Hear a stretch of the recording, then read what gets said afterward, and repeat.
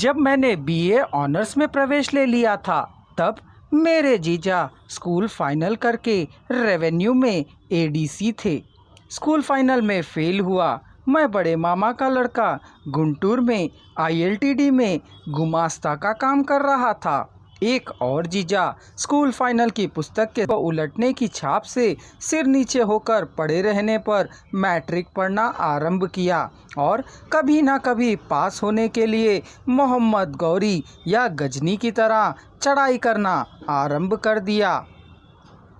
आंध्र प्रदेश में मामा और बुआ के लड़के को बावा कहा जाता है। बाकी सभी लोग इस निगोड़ी 10वीं को पास ना कर पाने में कुछ भी डूबेगा नहीं सोच जो काम मिला उसे करते हुए शादी ब्याह कर बीवी बच्चों के साथ आराम से जीवन काट रहे थे। एक बार भी किसी भी कक्षा में फेल हुए बिना पास होते चले आकर आखिर बीए ऑनर्स में भी पास हो जाने की आशा से रहने पर बाहर ना बताने पर भी गांव में देहात में लोग खुश ना थे, ऊपर से क्रोधित भी थे। मैं उनकी आंख के कांटे की तरह था। यदि मौका मिले तो मेरे पेन रूपी औजार को तोड़ ताड़ कर मुझे हथियार रहित करने का मन करता था उन लोगों का। गांव वालों के लिए मैं अस्पृश्य और बस्ती में अलगा व्यक्ति होने के कारण आंखों में मिर्ची के पाउडर को लगाने की तरह बेचैनी महसूस कर रहे थे, क्रोधित थे। यदि मेरी अम्मा का चल बसना सच ना हो तो यह टेलीग्राम देने का काम किसने किया होगा? कोई भी कर सकता है। मैं उनका पता नहीं लगा सकता हूँ। यदि पता लग भी जाता है तो मैं उनका कुछ बिगाड़ नहीं पाऊँगा।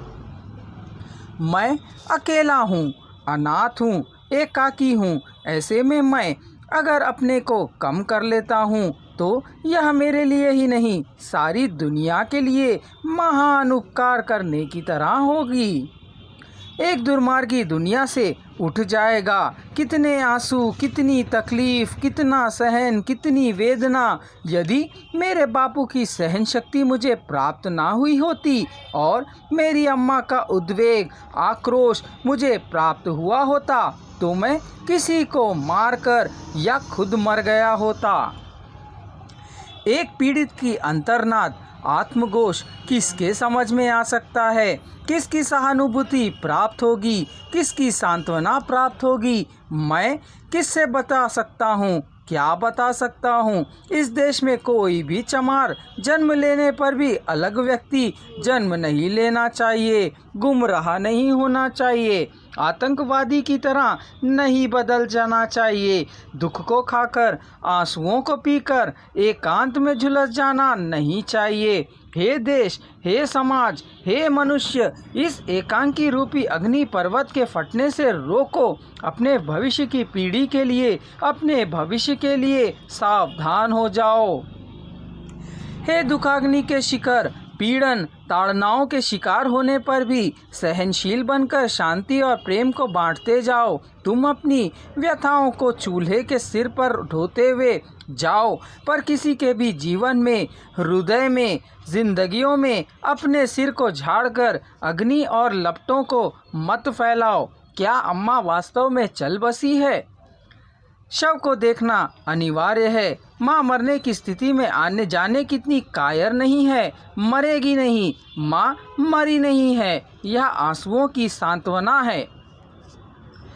जिस प्रकार मेरी अम्मा मेरी पैदाइश, पालना, बढ़ना, गुण अवगुणों के विकसित होने के लिए स्वरूप और स्वभाव के लिए, मेरे अस्तित्व में होने वाले सभी आश्चर्यों के लिए मूल है, उसी प्रकार आंसुओं के लिए भी मेरा माँ का कुछ हद तक स्पष्ट और ईमानदार होना ही कारण है। लेकिन एक भेद है, अम्मा के लिए ताड़ के पत्तों की आँच झट से आग लग जाती है, जलने लगती है और फौरन बुझ जाती है। मेरे क्रोध और भय के अंदर छिप जाती है।